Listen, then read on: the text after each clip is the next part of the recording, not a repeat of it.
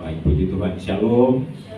Selamat pagi Bapak Ibu jemaat yang kasih dalam Tuhan Yesus. Kita bersyukur untuk anugerah Tuhan sehingga kita masih ada sampai dengan pagi hari ini, dan kita telah berada dalam rumah Tuhan, rumah kita bersama. Mari kita siapkan hati kita untuk segera kita memulaikan ibadah ini. Dan sebelum memulai, saya berikan kesempatan bagi kita secara bersama-sama untuk bersatu dulu, berdoa kepada Tuhan, minta supaya Tuhan melawan kita hari ini dengan firman-Nya, dengan puji-pujian. Dan dalam melalui ibadah hari ini, Tuhan memberkati kita dengan kekuatan baru, sukacita, damai sejahtera. Bersorak-sorailah hai orang-orang benar dalam Tuhan, sebab memuji-muji Tuhan layak bagi orang-orang jujur. Bersyukurlah kepada Tuhan dengan kecapi, bermazmurlah baginya dengan gambus 10 tali. Nyanyikanlah baginya nyanyian baru, petiklah kecapi baik-baik dengan sorak-sorai. Sebab firman Tuhan itu benar, segala sesuatu dikerjakannya dengan kesetiaan. Haleluya.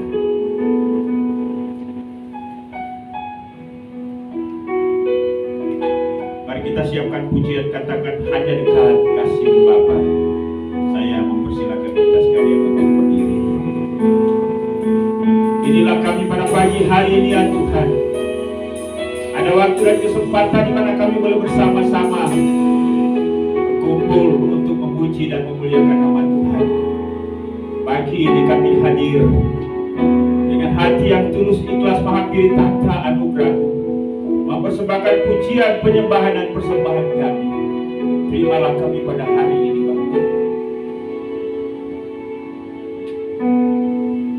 Hanya dekat kasih-Mu Bapa,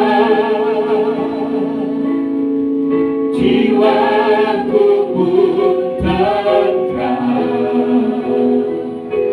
Engkau menerimaku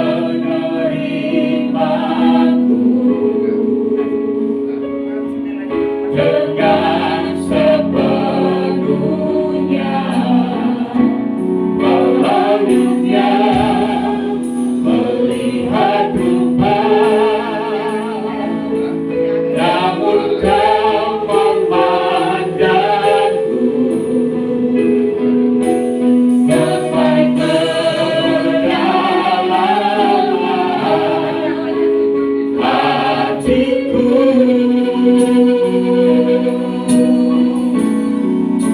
Tuhan ini layak ku tahu, Abang kenal hatiku.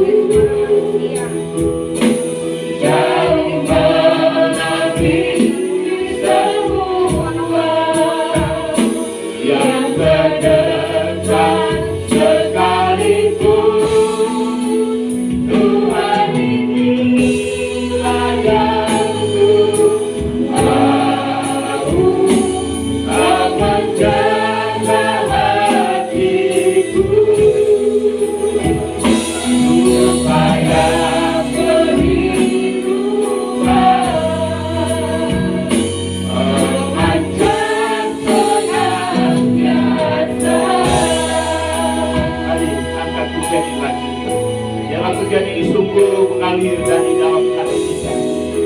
Kesadaran kita akan kasih-Nya, penyertaannya, kekuatan yang Dia berikan kepada kita sehingga kita dapat menjalani kehidupan yang sepanjang minggu ini. Dan hari ini kita boleh bersama-sama, karena itu berikan persembahan yang terbaik kepada-Nya. Hati kita, pikiran kita. Biarlah hari ini Tuhan diagungkan, dimuliakan, dan Dia berkenan untuk memberkati kita.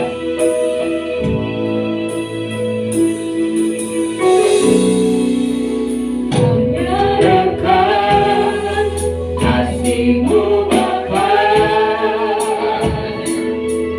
jiwaku pun tenteram. Engkau menerimaku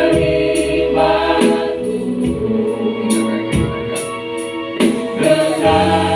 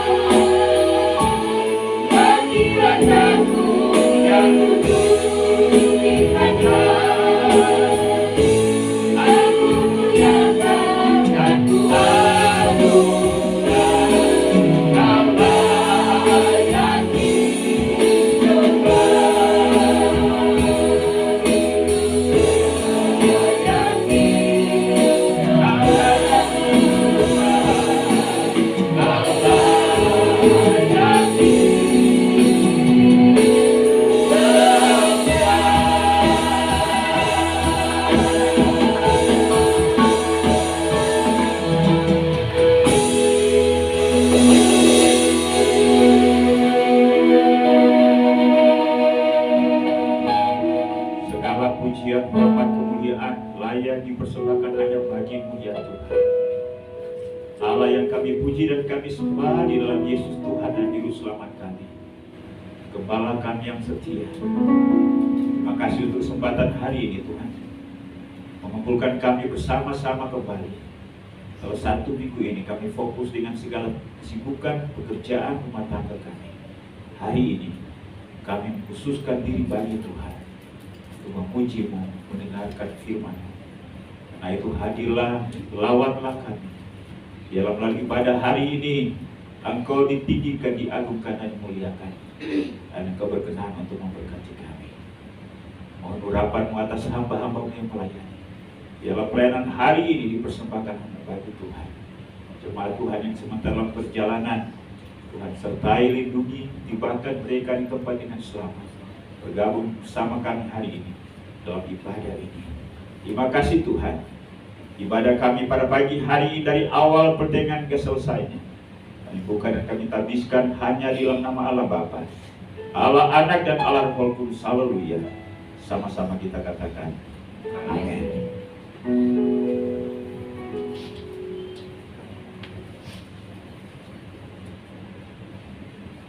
Shalom. Shalom. Bersyukur kepada Tuhan karena kasih-Nya kita bisa berkumpul di tempat ini. Walaupun masih banyak bangku yang kosong, tapi saya yakin dan percaya jemaat Tuhan di tempat ini tetap bersukacita.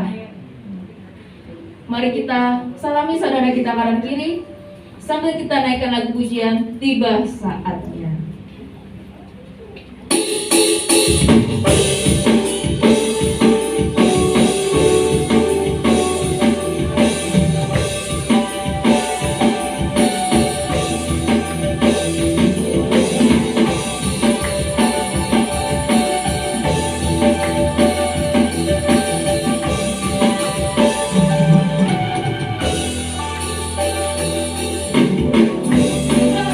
Saatnya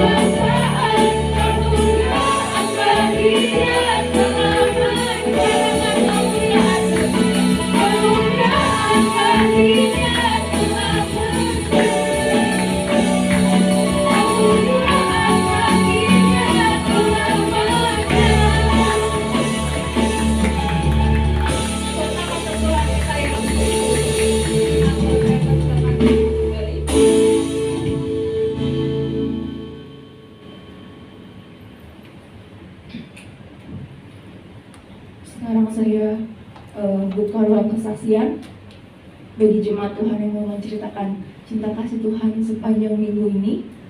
Apakah ada?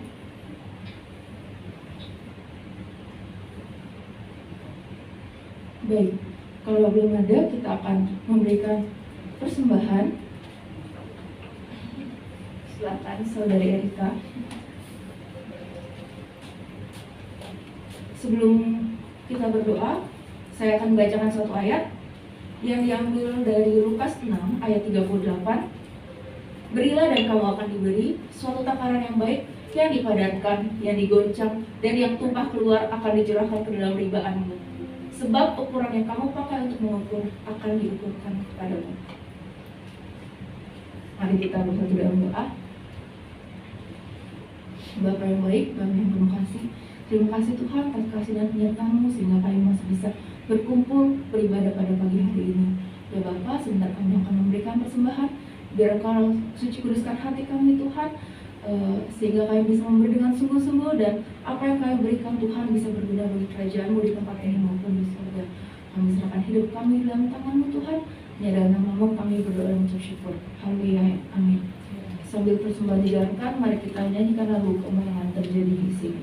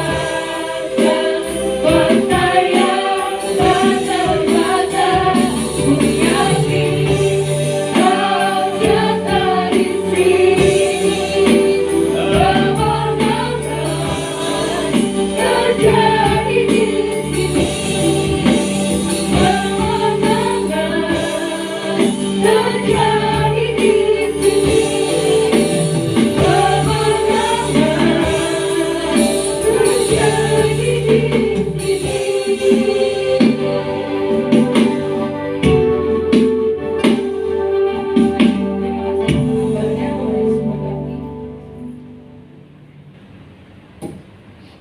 kita akan merenungkan firman Tuhan.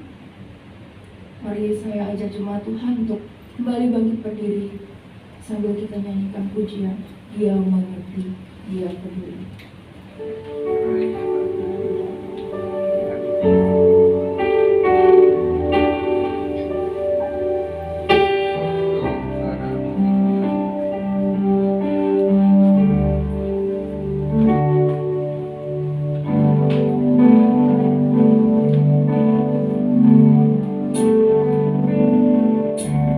Terkadang kita merasa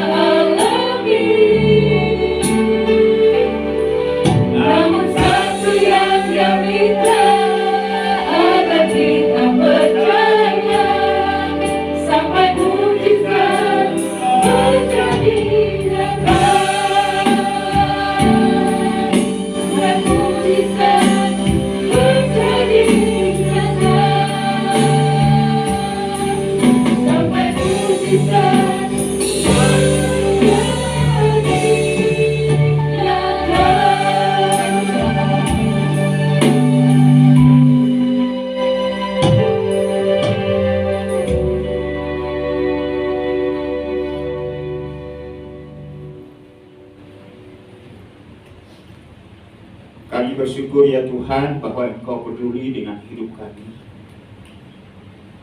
Kalau kadang kami merasa bahwa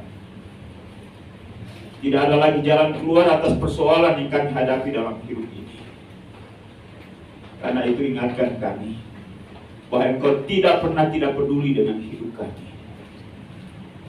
Berikan kami kesabaran untuk melewati waktu-waktu yang kami anggap terlalu panjang sebelum persoalan kami terselesaikan. Tuhan Yesus, biarlah melalui pujian ini kembali kami diingatkan bahwa Engkau selalu peduli dengan hidup kami. Terima kasih untuk sepanjang minggu yang kami lewati bersama-sama. Walau banyak hal yang kami hadapi, kami bersyukur bahwa hari ini Tuhan istimewakan baik kami untuk dapat berkumpul bersama-sama. Kami dapat mengekspresikan sukacita kami, kegembiraan kami dengan puji-pujian lagu-lagu yang telah kami kemenangkan. Biarlah lagu-lagu ini merupakan ekspresi kami yang tulus dari batin kami, yang mengalami pengalaman bersama dengan Tuhan. Walaupun tidak semua pengalaman itu manis, tapi kami percaya bahwa Tuhan jadikan pengalaman yang tidak manis itu menjadi sebuah pemahaman bahwa hidup kami sementara pada alam genggaman kasih-Mu. Terima kasih, hari ini kami akan belajar firman-Mu. Kami berdoa biarlah Tuhan Engkau cerai hati pikiran kami, sehingga melalui firman Tuhan hari ini kembali kami diteguhkan, diarahkan, dan bagaimana seharusnya kami hidup sebagai anak-anak Tuhan.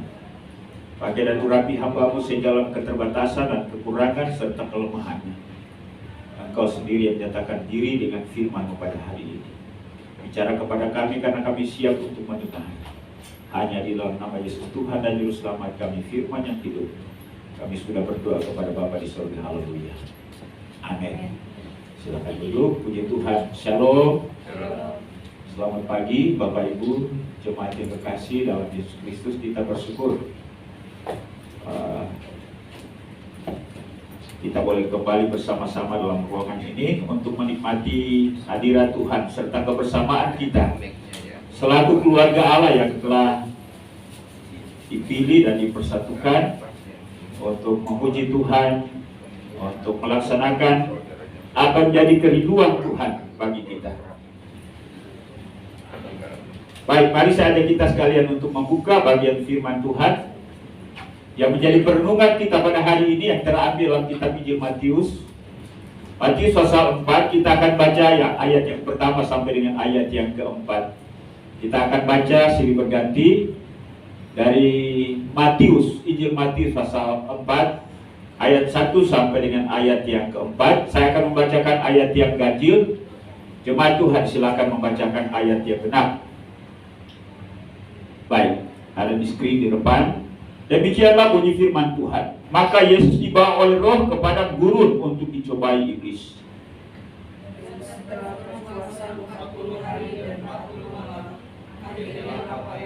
Boleh ulangi sekali lagi bersama-sama. 1, 2, 3 ayat yang kedua. Setelah berpuasa 40 hari dan 40 malam, akhirnya laparlah Yesus. Lalu datanglah si pencoba itu dan berkata kepadanya, jika engkau anak Allah, perintahkanlah supaya batu-batu ini menjadi roti. Tetapi Yesus menjawab, ada tertulis manusia hidup bukan dari roti saja, tetapi dari setiap firman yang keluar dari mulut Allah. Kita ulangi ayat yang keempat bersama-sama dengan suara yang terbaik. 1, 2, 3. Tetapi Yesus menjawab, ada tertulis manusia hidup bukan dari roti saja, tetapi dari setiap firman yang keluar dari mulut. Demikian jauh pembacaan kita pada pagi hari ini. Berbahagialah kita yang membaca, mendengar, merenungkan, menghayati, serta melakukan firman Tuhan ini dalam kehidupannya. Manusia hidup bukan dari roti saja, tetapi dari setiap firman yang keluar dari mulut Allah. Nah, Bapak Ibu dan Saudara, kalau dalam ilmu ekonomi, makanan itu disebut sebagai kebutuhan primer, ya, atau kebutuhan utama bagi manusia. Jadi sebelum kebutuhan sekunder, kebutuhan tersier, Ya, kalau tidak ada rumah, ya manusia masih bisa hidup, tapi memang akan seperti gelandangan.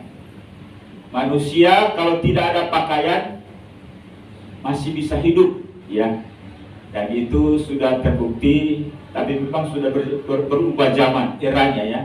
Kalau zaman batu ya manusia ada yang tidak berpakaian, ya. Tapi ya manusia punya rasa malu. Manusia juga punya estetika dan membutuhkan pakaian. Namun kesimpulan kita bahwa di antara semua kebutuhan yang diperlukan oleh manusia, makananlah yang paling utama. Ya. Karena itu dalam ilmu ekonomi makanan disebut sebagai kebutuhan primer atau kebutuhan utama. Dan iblis pun sangat mengerti akan hal itu. Sehingga baik Adam dan Hawa maupun Yesus ia cobai dengan makanan karena mereka sangat membutuhkan makanan.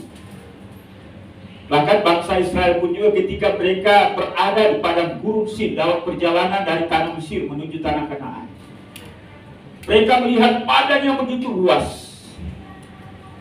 Mereka berkata, apakah Musa membawa kami ke tempat ini untuk mati? Karena tidak ada potensi dalam di alam itu, ya, di tempat itu untuk memperoleh makanan. Kenapa kami tidak tinggal di Mesir saja, ya, sambil kami menghadapi kuali yang berisi daging dan roti, daripada kami mati kelaparan di tempat ini. Jadi itulah sebabnya sekali lagi, manusia menyadari bahwa makanan adalah merupakan kebutuhan utama. Jadi ketika seseorang merantau atau mengupayakan apapun juga, selalu ada ungkapan, ya, mencari sesuap, ya, sesuap nasi. Padahal makanannya kan gak sesuap, ya. Paling tidak berapa suap untuk kita bisa kenyang. Tapi paling tidak bahwa inilah yang memenuhi pikiran manusia, ya, makanan, dan makanan. Ya, nanti dari dasar kebutuhan akan makanan ini menanjak kepada kebutuhan lainnya, sehingga perasaan tidak puas, dan itu akan dipergunakan oleh iblis untuk mencobai kita. Tapi paling tidak ialah bahwa kita memahami dan menyadari iblis tahu akan hal ini, sehingga makanan itu menjadi alasan bagi manusia untuk mengupayakan apapun, baik dengan cara halal maupun dengan cara yang tidak halal. Iblis datang kepada Tuhan Yesus dan berkata, jika engkau anak Allah, perintahkanlah supaya batu-batu ini menjadi roti. Dengan tipu daya, dengan iming-iming sebuah mujizat.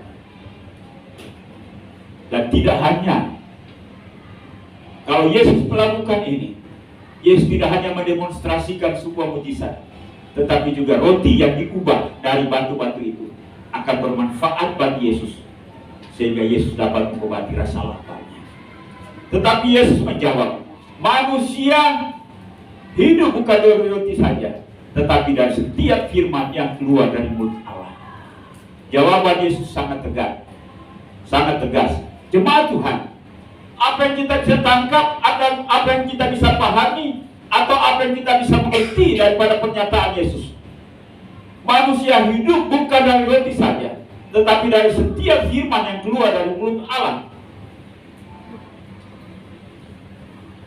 Dengan jawaban ini, Yesus ingin memberitahu bahwa ada sesuatu hal yang lain yang memiliki vitalitas atau memiliki hal yang sangat penting dalam hidup manusia, sehingga harus menjadi prioritas, yaitu firman Allah.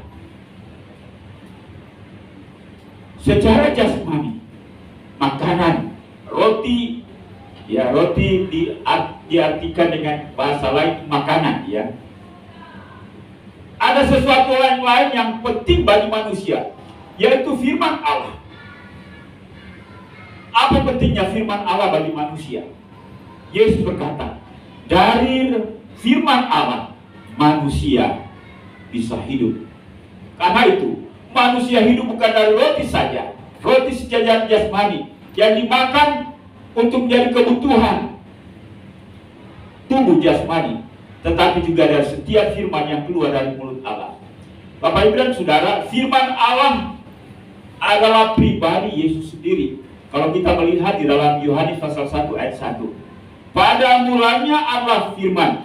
Firman itu bersama-sama dengan Allah, dan firman itu adalah Allah.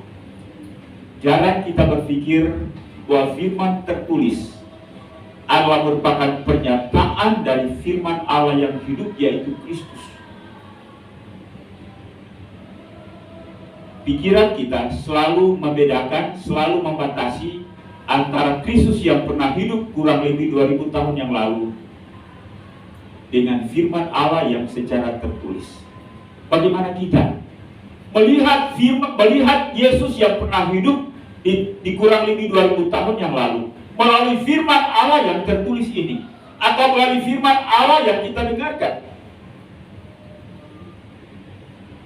Jarang untuk kita memperoleh informasi, jarang mendengar pernyataan-pernyataan bahwa firman Allah yang kita baca, firman Allah yang kita dengar, kalimat-kalimat itu sebenarnya Allah merupakan pernyataan lain dari Kristus yang pernah ada di 2000 tahun yang lalu. Pernahkah kita berpikir tentang hal ini? Halo Bapak Ibu? Jarang kita berpikir bahwa firman Allah yang dalam bentuk kata-kata, yang dalam bentuk kalimat-kalimat ini juga Allah merupakan pernyataan Kristus yang pernah hidup secara fisik kurang lebih 2000 tahun yang lalu. Ketika kita mendengarkan firman Allah, ketika kita membaca firman Allah, kadang-kadang kita tidak pernah membayangkan bahwa firman Allah ini adalah Yesus juga yang pernah hidup di kurang lebih 2000 tahun yang lalu.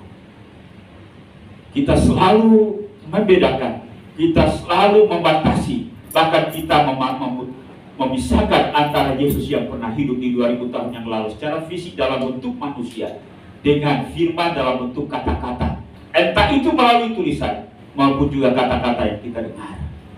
Karena itu mari kita belajar bahwa firman Allah yang kita dengar, yang ada tertulis dalam buku ini, Allah merupakan pernyataan juga dari Kristus yang pernah hidup di 2000 tahun yang lalu.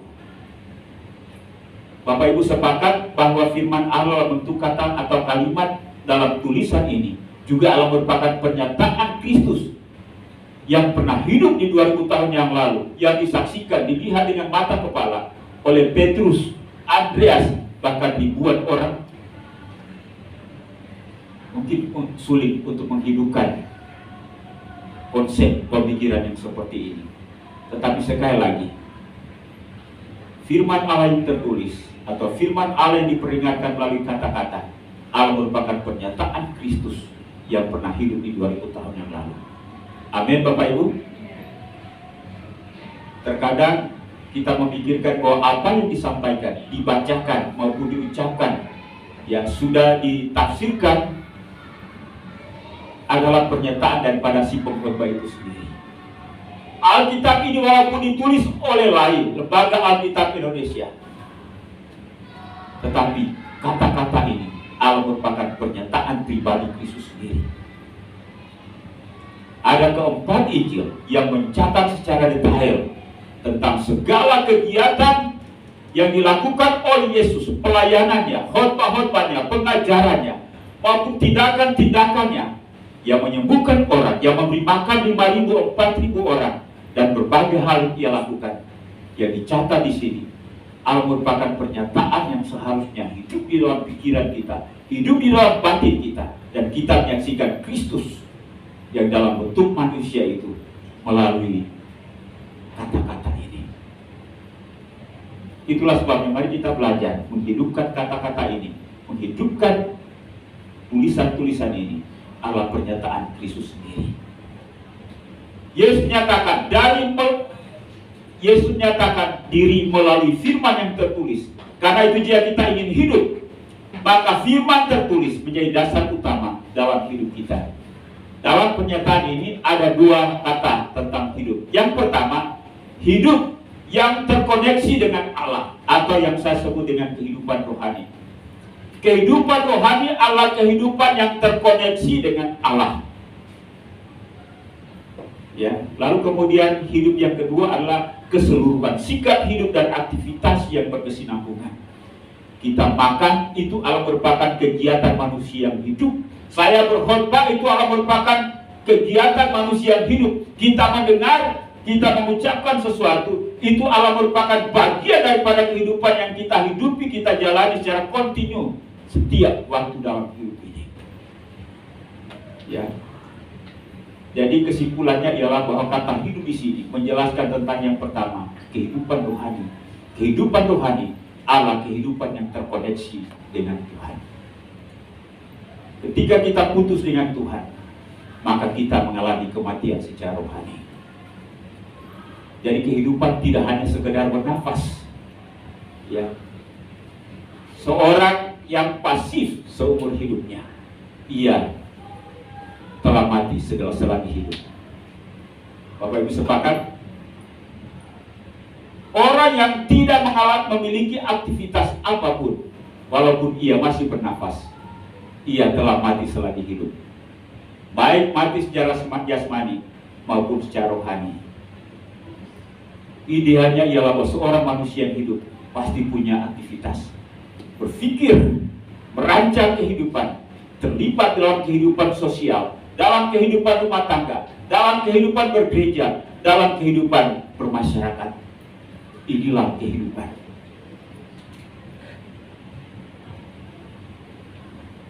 Itulah sebabnya Yesus berkata, manusia hidup bukan dari roti saja, tetapi dari setiap firman yang keluar dari mulut Allah. Bapak Ibu dan Saudara yang kekasih, bagaimana kita harus bersikap kepada firman tertulis dan sekaligus kepada firman yang hidup. Sekali lagi, ketika kita meresponi, ketika kita bereaksi, ketika kita menyambut apapun respon kita terhadap firman yang tertulis ini, itu berarti bahwa kita sementara meresponi atau bereaksi terhadap pribadi Kristus sendiri. Bapak Ibu setuju? Halo? Ketika kita meresponi, ketika kita menyambut dan menerima firman Allah yang tertulis ataupun disampaikan dalam bentuk kata-kata, maka itu berarti bahwa kita meresponi atau menyambut pribadi Kristus sendiri. Tetapi manakala kita menolak firman yang tertulis ini atau disampaikan dengan kata-kata, otomatis kita menolak pribadinya. Bapak Ibu sepakat? Ya. Karena Kristus yang hidup di kurang lebih 2000 tahun yang lalu menyatakan diri hari ini melalui firman yang tertulis atau juga disampaikan dengan kata-kata. Mari kita garis bawahi ini. Menerima firman tertulis adalah sama dengan menerima firman Allah yang hidup, yaitu Kristus sendiri. Bagaimana menerimanya? Yang pertama ialah bahwa kita harus merindukannya, mengasihinya, mengaguminya, serta mempercayainya dengan sepenuh hati. Kita tidak dapat memungkiri bahwa kita manusia terlalu terorientasi dengan hal-hal yang fisik, bukan? Ketika ada satu pernyataan, mana reaksi kita yang lebih nyata, yang lebih maksimal jika kita hanya mendengarkan kata-kata firman tertulis, firman yang disampaikan dengan kalimat, lalu kemudian dibandingkan dengan kehadiran Yesus secara fisik di sini. Mana reaksi kita, respon kita lebih maksimal atau lebih nyata? Kristus hadir berdiri di sini? Iya, bukan? Tapi kalau dengan kata-kata seperti ini ya, atau sekedar hanya membaca, itu pengaruhnya antara berpengaruh dan tidak berpengaruh. Tapi ketika Kristus hadir secara fisik di sini, mungkin kita takjub, mungkin kita berkata, wah, luar biasa. Saya percaya ketika andai kata Kristus hadir secara fisik di sini, sebentar pasti ada cerita di luar. Pasti ya, Intan pasti ngomong di kantor. Kemarin sementara kami ibadah tiba-tiba Yesus hadir, ya, pasti ada cerita, ya. Tapi kalau hanya dengan kata-kata begini belum tentu ada berita di kantor, kemarin pendeta saya loh bicara mengenai ini. Pernah ada begitu? Mengapa?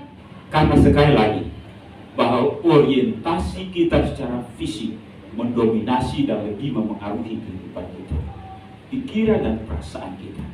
Tapi mari kita belajar untuk menghidupkan firman yang dengan kata-kata ini, baik yang disampaikan, yang kita tangkap dengan telinga, maupun yang kita baca, yang kita bisa interaksi dengan mata. Ya, saya memahami dan menyadari karena pikiran itu juga ada di sini. Tapi bisakah kita menghidupkan kata-kata itu sehingga kata-kata itu mempengaruhi kita? Menerima firman tertulis adalah sama dengan menerima kehadiran Kristus sendiri. Mari kita merindukannya, mengasihinya, mengaguminya, serta mempercayainya dengan sepenuh hati. Semuanya ini tidak bisa terjadi secara otomatis. Kita harus menolong diri sendiri, ya. Kita harus membenahi hati kita, pikiran kita, cara berpikir kita selama ini. Manusia itu punya dinamika dalam cara memandang, cara berasa, cara bereaksi, dan lain-lain sebagainya. Karena itu, sekali lagi, bahwa semaksimal apapun firman Tuhan bekerja dan mengubah hidup kita, itu juga ditentukan oleh respon kita, reaksi kita. Tidak serta-merta ketika firman Tuhan disampaikan secara otomatis menguasai hati kita. Perlu ada penerimaan, perlu ada penyerahan diri, perlu ada respon. Dan itulah sebabnya kalau firman Tuhan tidak menjadi berkat bagi kita selama ini, persoalan kesalahan itu tidak hanya pada si pengkhotbah. Kita masing-masing punya tanggung jawab. Si pengkhotbah, bagaimana dia berdoa kepada Tuhan dan merenungkan firman Tuhan ini, membuat konsep, ya, lalu membagikannya dengan kata-kata yang jelas, dengan struktur pengajaran yang baik dan benar.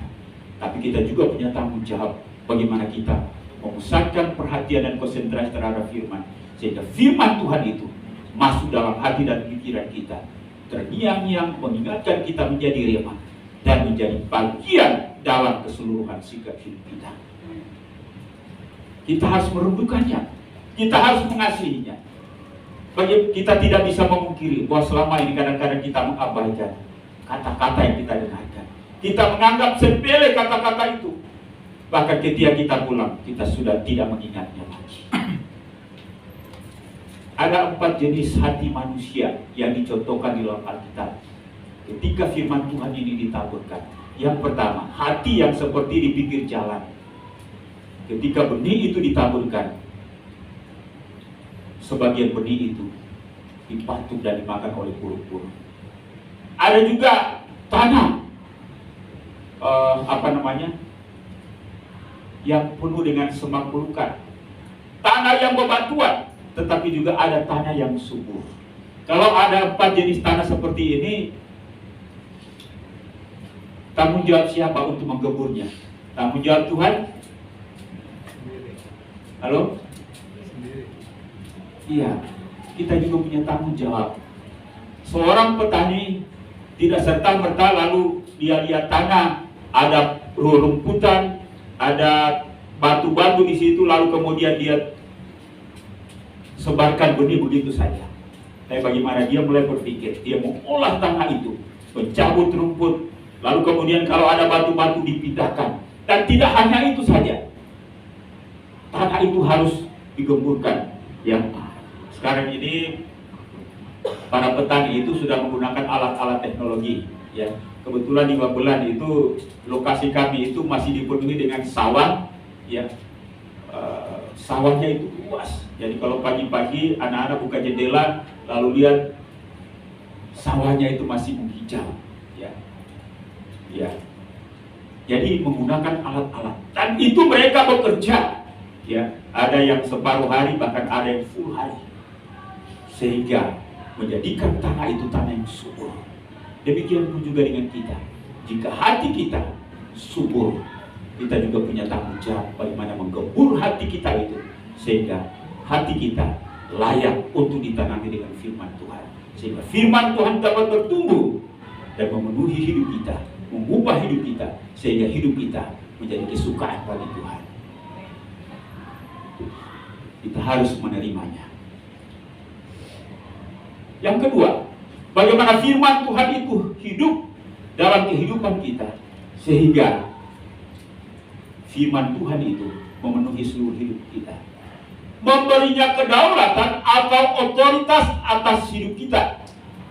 Firman Allah tidak hanya sebagai kata-kata, tetapi firman Tuhan itu adalah pernyataan Allah, di mana di dalam firman Tuhan itu mengandung sifat dan otoritas Allah sendiri. Allah adalah Raja, Dia Allah Tuhan, Dia yang berdaulat atas segala sesuatu di alam raya ini, juga berdaulat dan berotoritas di dalam hidup kita. Dan setiap firman-Nya, Allah merupakan pernyataan pribadinya atau pernyataan dirinya sendiri kepada setiap kita. Apakah pribadi Allah dengan kata-kata Allah ini terputus, terpisah?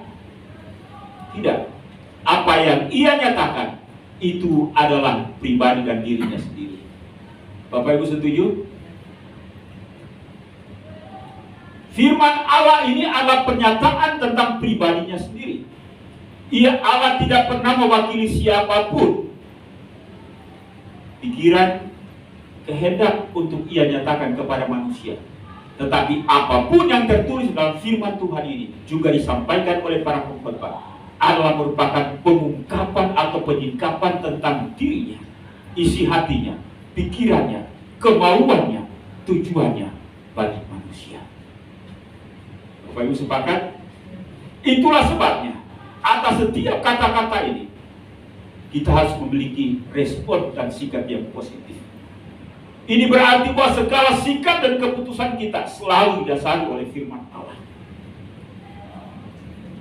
Segala keputusan kita, respon dan reaksi kita, baik terhadap Tuhan secara pribadi maupun juga terhadap sesama kita, bahkan terhadap persoalan-persoalan yang kita hadapi dalam hidup ini. Ketika kita mengambil sebuah keputusan, maka keputusan itu sebelum kita hasilkan juga diikuti dengan tindakan atau perbuatan. Maka yang menjadi dasar atau dasar daripada keputusan dan apa yang kita lakukan adalah firman Allah. Amin. Ketika katakan kita diganggu oleh seseorang, kecenderungan manusia kita Allah ingin marah, kecenderungan manusia kita Allah ingin membalas. Tapi firman Tuhan katakan sabar. Sikap sabar itu ajarannya firman Tuhan atau ajarannya filsafat lain? Dan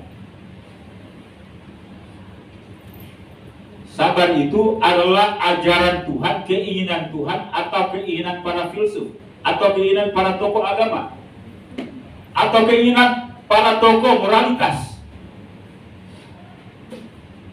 Firman Tuhan. Tetapi daging saya, kemauan saya, masa sih kamu dibuat begitu terus menerus? Malas dong. Ya. Jadi ketika kita mengambil sebuah sikap, ini tetap bersikap sabar atau membalas. Ketika kita memberikan Allah, firman Allah, memiliki otoritas dalam hidup kita, memiliki kedaulatan dalam hidup kita, pasti kita akan berkata, sabar. Mengapa saya sabar? Karena firman Allah yang menghendakinya. Amin. Kita sabar bukan supaya orang memuji kita bahwa kita ini Allah orang sabar. Walaupun namanya ada yang pas sabar, ya. Ada pas sabar, ya. Ibu sabar, jarang saya menemukan perempuan yang namanya sabar. Yang saya pernah dengar pas sabar, ya. Kalau ada ibu sabar berarti itu istrinya pas sabar. Ya. Tapi sabar itu adalah sifat daripada Tuhan sendiri. Dan Ia mau supaya kita juga sabar terhadap orang yang menyakiti hati kita. Ketika kita memilih untuk sabar, maka itu berarti bahwa kita memberikan otoritas dan kedaulatan atas hidup kita. Ya, memberikan otoritas dan kedaulatan kepada firman Tuhan atas hidup kita. Tetapi selama ini kita memilih yang mana? Sabar atau membalas? Halo? Ya, kalau kita membalas berarti kita tidak membiarkan Alkitab, firman Allah dan Allah sendiri berdaulat dan berotoritas dalam hidup kita. Yang berotoritas dan berdaulat atas hidup kita adalah diri kita sendiri, ego kita sendiri. Bahkan di balik ego, siapa itu? Bapak Ibu pernah lihat gambar hati manusia? Dulu pernah dibagikan gambar hati manusia ya. Yang bertata di atas ego manusia itu apa? Ada satu makhluk yang bertanduk, lalu dia pegang ini ya. Ya, kita harus memberi firman Allah berdaulat dan otoritas dalam hidup kita. Firman Allah yang menguasai dan mengendalikan seluruh hidup kita. Ini baru kita hidup secara rohani. Ya. Menerapkannya dalam segala aspek kehidupan kita setiap hari dan menjadikannya sebagai landasan prinsip dalam hidup kita. Jadi prinsip hidup kita, filosofi hidup kita adalah bersumber dari firman Allah. Biasanya kan kalau anak-anak muda itu punya moto hidup ya, dan moto hidupnya itu biasa motif Alkitab ya. Odi ya. Odi punya moto yang didasarkan atas Alkitab. Ada ya, pasti ada. Tapi itu tidak hanya menjadi moto, tapi itu juga menjadi sebuah prinsip di mana kita jadikan firman Allah berotoritas dan berdaulat dalam hidup kita. Respon kita, pertimbangan-pertimbangan kita ketika kita melakukan sesuatu atau tidak melakukan sesuatu adalah firman Allah. Karena firman Allah, bukan karena sesuatu yang lain. Dan kalau ini yang terjadi, maka itu berarti bahwa firman Allah berdaulat dalam hidup kita. Dan kalau firman Allah berdaulat dalam hidup kita, maka kita memiliki koneksi dengan Bapa di surga. Dan jika kita memiliki koneksi dengan hidup dengan Bapa di surga, maka berarti kita sementara hidup dalam kehidupan rohani.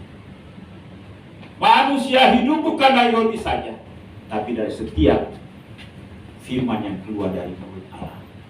Bagaimana orang Kristen hari ini? Namanya orang Kristen, tetapi dia tidak hidup secara rohani. Dia tidak memiliki koneksi dengan Bapa di surga. Kita baru saja dihentakkan oleh sebuah berita, ya,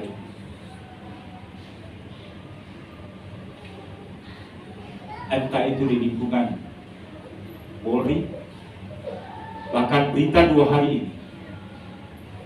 Ada orang yang biasa menghimbau orang untuk melakukan kebenaran dan kebaikan, membunuh.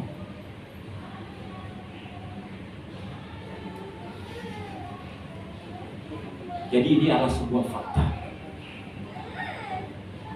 Ini tidak perlu terjadi atau harus terjadi? Atau memang harus terjadi? Halo? Apakah ini tidak perlu terjadi? Tetapi ini Allah sudah merupakan menjadi sebuah fakta. Memang ini tidak baik, tetapi ini merupakan sebuah pembelajaran bagi kita bahwa siapapun, profesi apapun yang dijabatnya, entah itu profesi yang senantiasa berada di lingkungan hukum maupun juga ya belajar tentang firman Tuhan, ternyata tidak hidup di dalam koneksi dengan Tuhan, tidak hidup dalam kehidupan rohani yang benar, maka pasti akan menghasilkan kehidupan yang seperti ini.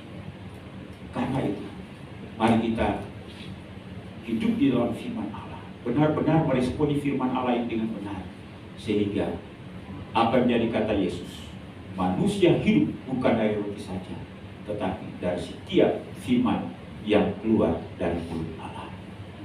Kesimpulan, bahwa sekalipun kita menghadapi berbagai persoalan dalam hidup kita, tetapi jika kita menerima dan hidup dalam firman Allah, maka firman Allah akan memberi kehidupan kepada kita. Kehidupan yang dimaksud Allah yang pertama, hidup kita selalu terarah dan terus berjalan dalam kebenaran. Amin. Ya. Jangan punya jabatan bagus, fisiknya sehat, kuat dan gemuk, tetapi hidupnya mirip-mirip kayak orang mabuk. Ya, hidup tidak benar. Yang kedua, kehidupan yang dimaksud kehidupan yang selalu diwarnai dengan sukacita.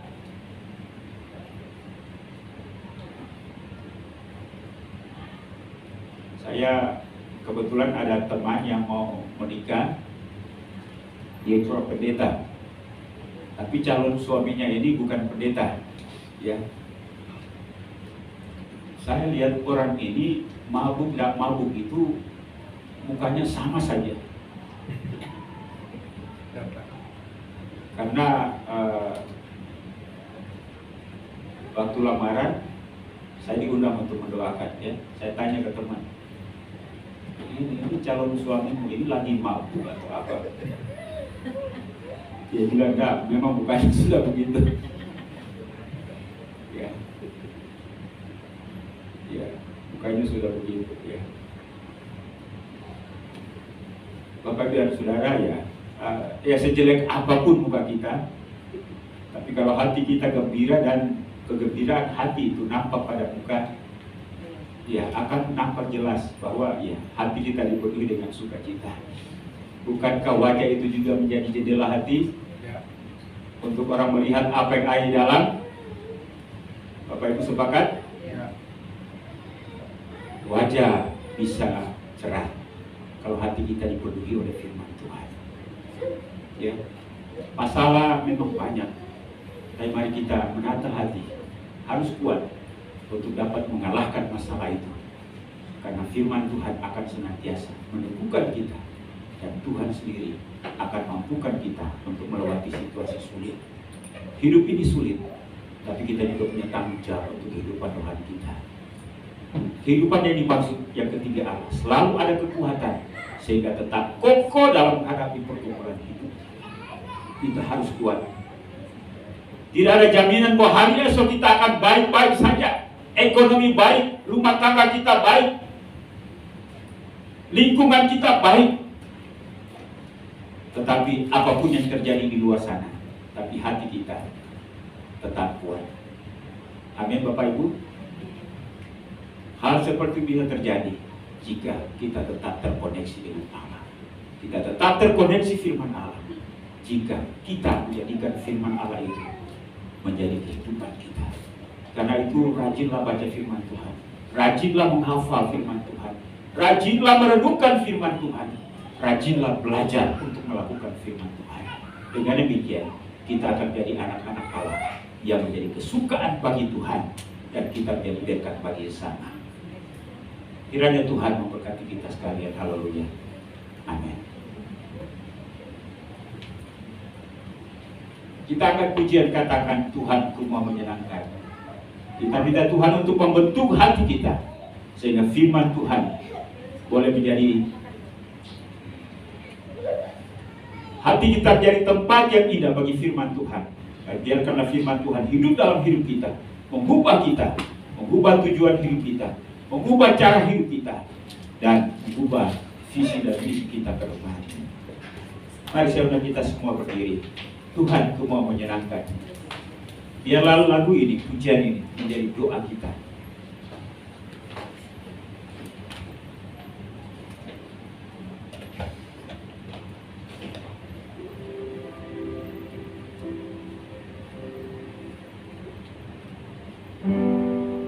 Tuhan, ku mau menyenangkan-Mu.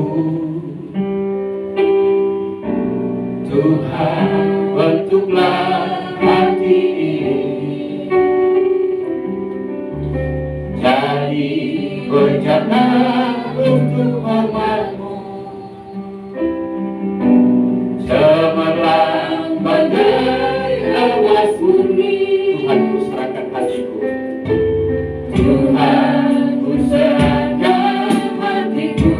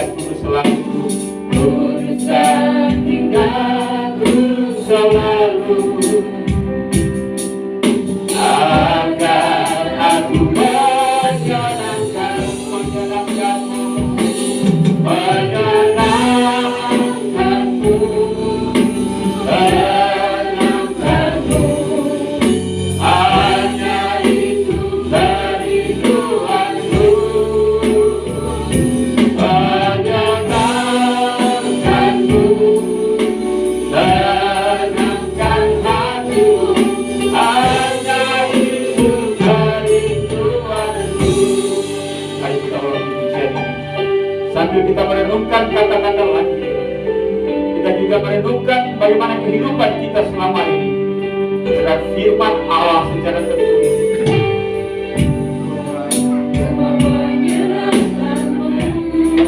Inilah kerinduan kami kepadamu pada pagi hari ini ya Tuhan. Mari berkumpulan jadi berkenan untuk bermakmur cemerlang pada rahmat-Mu Tuhan. Serahkan hatiku Tuhan, serahkan hatiku.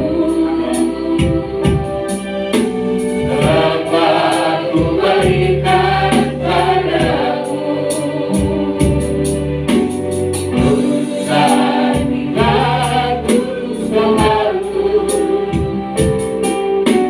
akan aku mengenangkanmu, mengenangkanmu, mengenangkanmu. Hanya itu kerinduanku, menyenangkanku, menyenangkan hatiku. Hanya itu kerinduanku, menyenangkanmu, menyenangkanku, senangkanmu. Berkat kenyataanmu kami hati kami. Biarlah seluruh sikap hidup kami. Kami ingin mengenangkanmu, Engkau Bapa kami. Senangkan hatimu, hanya itu kerinduanmu.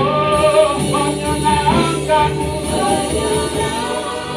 Hanya itu kerinduanku, menyenangkanmu, senangkan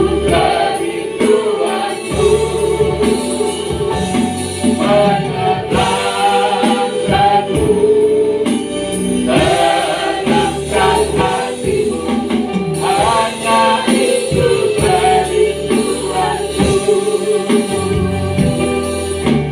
Hanya itu kerinduanku,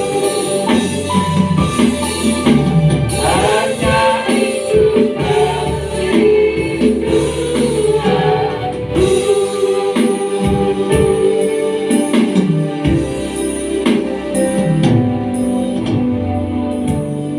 Mari minta Ibu Pi berdoa buat firman Tuhan, mendoakan kita supaya sungguh firman Tuhan hidup dalam kehidupan kita. Terima kasih untuk firman hari ini ya Tuhan. Biarlah kami terus terkoneksi dengan firman-Mu, karena firman-Mu mengajarkan hidup tentang kehidupan bersama dengan Tuhan. Firman Tuhan mengajarkan bagaimana kami hidup hari lepas hari. Dan biarlah firman Tuhan yang disampaikan hari ini Tuhan terus menuntun hidup kami, agar kami hidup dalam kebenaran. Terima kasih Tuhan, biarlah kami hidup senantiasa menyenangkan hati-Mu. Terima kasih, biarlah firman-Mu hari ini terus terkoneksi di dalam hati kami, terus menuntun dan memimpin setiap kehidupan kami hari lepas hari. Terima kasih Tuhan, memberkati juga hamba-Mu yang sudah menyampaikan firman pada hari ini Tuhan. Bersama dapatkan hikmat daripada Tuhan. Terima kasih Tuhan, dan kami yang mendengarkan daripada firman itu, terus kami menjalani hidup ini dan terus terkoneksi dengan Tuhan. Terima kasih Tuhan, terpujilah nama-Mu. Di dalam nama Tuhan Yesus kami mengucap syukur. Haleluya. Amin. Amin. Terima kasih. Silakan duduk, Tuhan memberkati. Mari saja kita semua untuk berdiri, kita akan menyelesaikan ibadah ini. Kita akan pujian nomor 300 dalam nyanyian kemenangan iman. Kita nyanyikan ayat yang pertama dan ayat yang ketiga.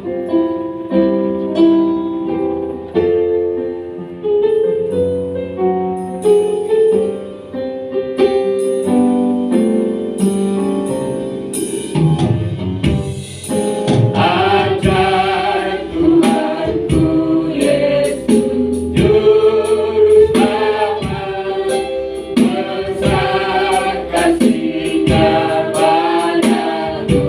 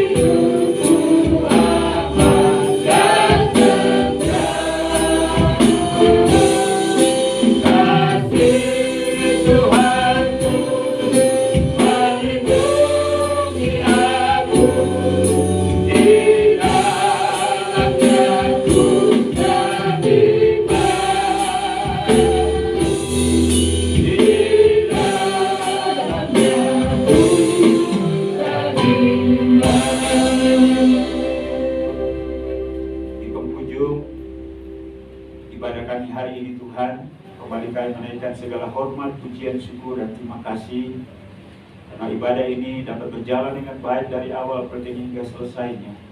Semuanya karena kasih dan pimpinan-Mu. Sungguh menikmatinya melalui puji-pujian, firman-Mu, bahkan keberadaan setiap kehadiran anak-anak-Mu hari ini turut memberikan semangat dan sukacita kepada kami.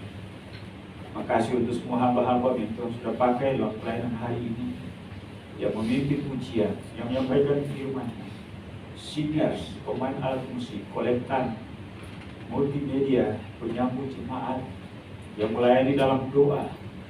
Kami percaya Tuhan, apa yang kami lakukan sebagai bentuk ucapan syukur dan terima kasih kami kepada, bahkan sebagai tanda kesetiaan kami kepada-Mu.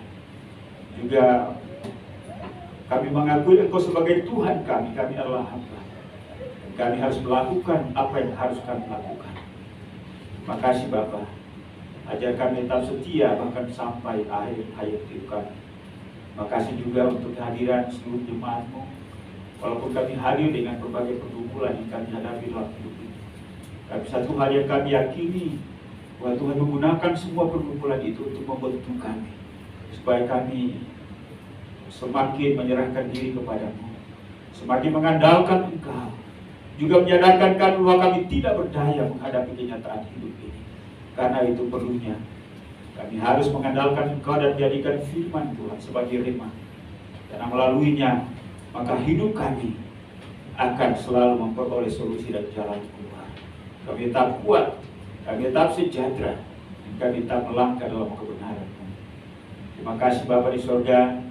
Berdoa untuk pertumbuhan iman rohani daripada seluruh anggota jemaat.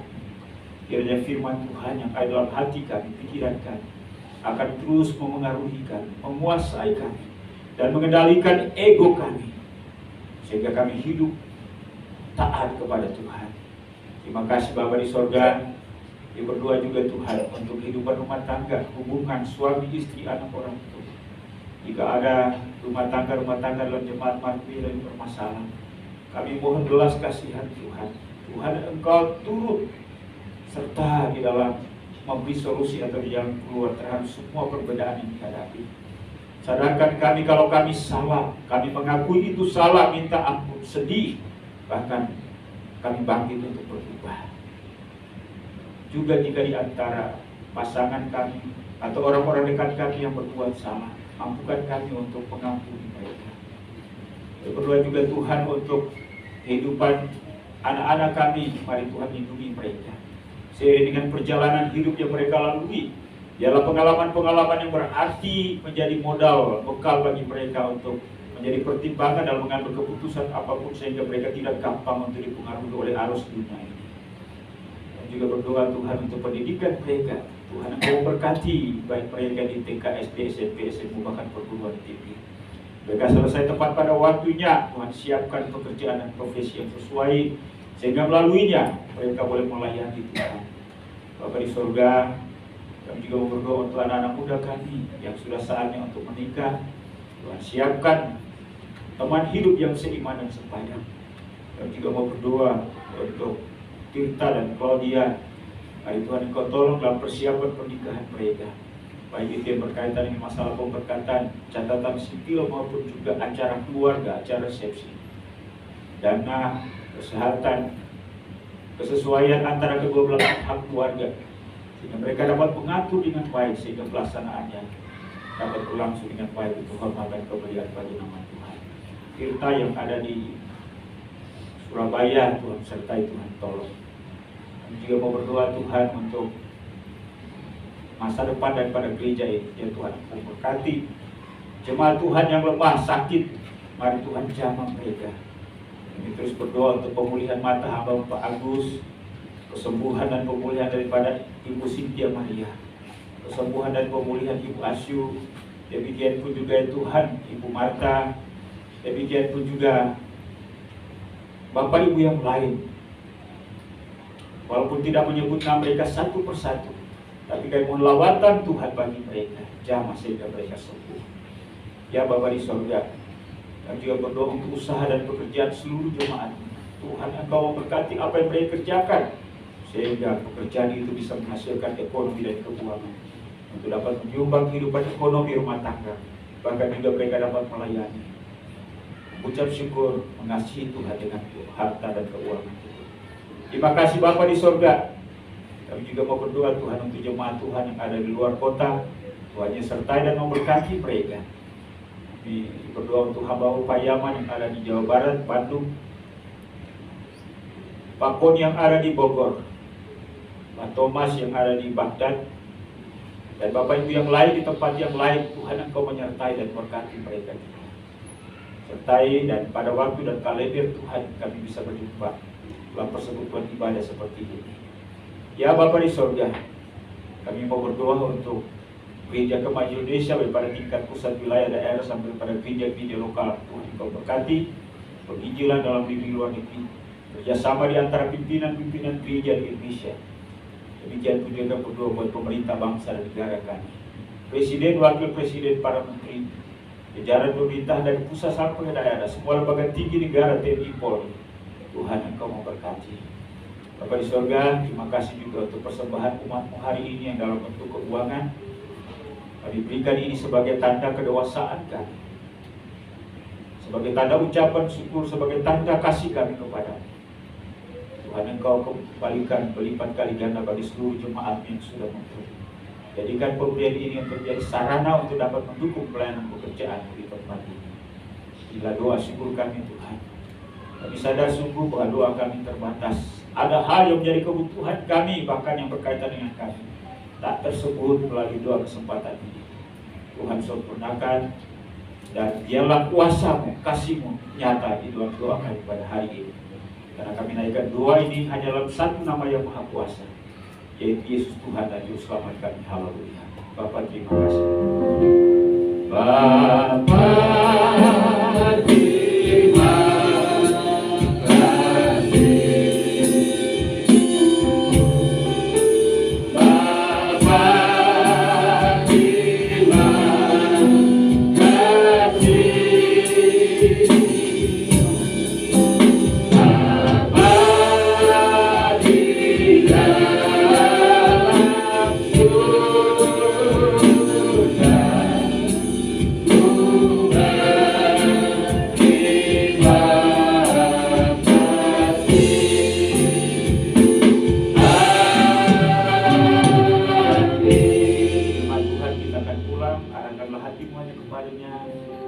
sampaikan pada hari ini. Mari terimalah itu, renungkan dan lakukanlah itu dalam segenap kehidupanmu.